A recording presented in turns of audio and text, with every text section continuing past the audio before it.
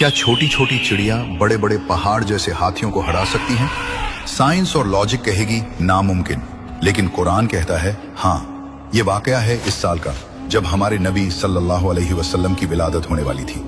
Yemen का बादशाह अबरह जलता था कि लोग मक्का के काबा का तवाफ क्यों करते हैं। उसने अपनी ताकत के नशे में कसम खाई कि वो नाउज बिल्लाह काबा को गिरा देगा। वो 60,000 की फौज और बड़े बड़े हाथियों को लेकर मक्का की तरफ बढ़ा। इसका सबसे बड़ा हाथी था महमूद, जो किले की तरह मजबूत था। मक्का के लोग डर गए, वो पहाड़ों पर चढ़ गए क्योंकि उनके पास लड़ने के लिए कोई फौज नहीं थी। उस वक्त मक्का के सरदार अब्दुल मुत्तलिब ने एक ऐसी बात कही जो तारीख बन गई।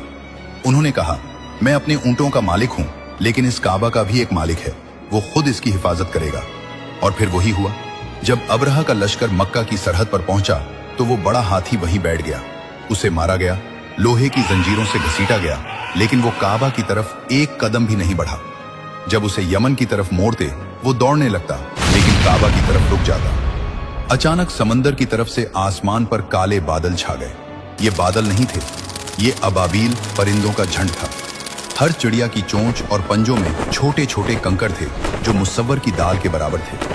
अल्लाह के हुक्म से जब उन्होंने वो कंकर गिराए तो वो कंकर किसी गोली की रफ्तार से हाथियों और सिपाहियों के जिस्म को चीरते हुए जमीन में धंस गए। पुल भर में वो तकब्बुर भरी फौज ऐसे हो गई जैसे खाया हुआ भूसा। अल्लाह ने दिखा दिया कि जब वो चाहे तो वो कमजोर चिड़ियों से भी बड़े बड़े तकब्बुर को मिटवा सकता है। अगर आपका भरोसा अल्लाह की ताकत पर है तो कमेंट में अल्लाहु अकबर लिखें और चैनल को सब्सक्राइब करें।